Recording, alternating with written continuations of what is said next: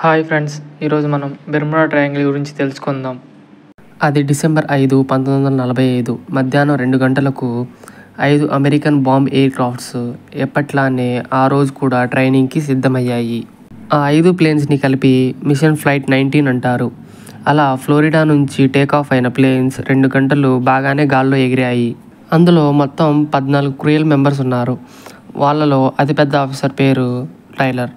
ఆ టైంలో వెదర్ కూడా చాలా క్లియర్గా ఉంది. ఆ 2 అవర్స్ తర్వాత టైలర్ నుంచి ఒక మెసేజ్ వచ్చింది. ఏమిటి అంటే వాళ్ళ ప్లేన్లో ఉన్న కంపాస్ పనిచేయట్లేదని. వాళ్ళు ఇంకొక బ్యాకప్ కంపాస్ని తీశారు, కానీ అది కూడా పనిచేయటం లేదు. ఆ ప్లేన్ యొక్క పొజిషన్ ఏంటో తెలియటం లేదు వాళ్ళకి. మిగిలిన ప్లేన్స్ పరిస్థితి ఏంటి అని అడిగితే వాళ్ళు కూడా కంపాస్ పనిచేయడం లేదు అని అన్నారు. ఆ గ్రూప్ మొత్తానికి లీడర్ టైలర్. అతను సిగ్నల్ ద్వారా ఇక్కడ కంపాస్ పనిచేయడం లేదు, అలానే వెదర్ కూడా సడన్గా చేంజ్ అయిపోయింది అని మెసేజ్ పంపించాడు. అప్పటికే బాగా చీకటి అయిపోయింది. ఆ 5 ప్లేన్ మిస్ అయిపోయాయి. ఇప్పటి వరకు అవి ఎక్కడ ఎలా మిస్ అయిపోయాయని ఎవరికీ తెలియదు. అలానే అది మిస్టీరియస్గా మిగిలిపోయింది. అలానే పాస్ట్ 50 ఇయర్స్గా ఆ ప్రాంతంలో 3000కు పైగానే బోట్స్ మిస్సింగ్ అయ్యాయి. ఇప్పుడు ఆ ప్లేస్నే మనం బెర్ముడా ట్రయాంగిల్ అని అంటున్నాం. దీనికి ఇంకొక పేరు కూడా ఉంది, అదే డెవిల్స్ ట్రయాంగిల్. ఈ Bermuda triangle Florida, Bermuda island, Puerto వీటిని కనెక్ట్ చేస్తూ ఇలా ట్రయాంగిల్ షేప్లో ఉంటుంది. అది దాదాపుగా 5 లక్షల స్క్వేర్ కిలోమీటర్స్ ఉంటుంది. ఈ బెర్ముడా ట్రయాంగిల్ మీద చాలా స్టోరీస్ ఉన్నాయి.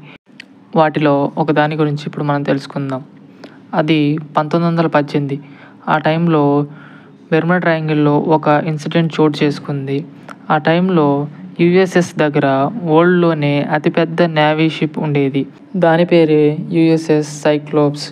వరల్డ్ వార్ టైంలో కోల్స్ని ట్రాన్స్పోర్ట్ చేస్తుంది. అప్పుడు 4 మార్చ్ 1918 306 మంది ఆ షిప్లో ఉన్నారు. అమెరికా నుంచి బ్రెజిల్కి వెళ్ళడానికి ఆ షిప్ బయలుదేరింది.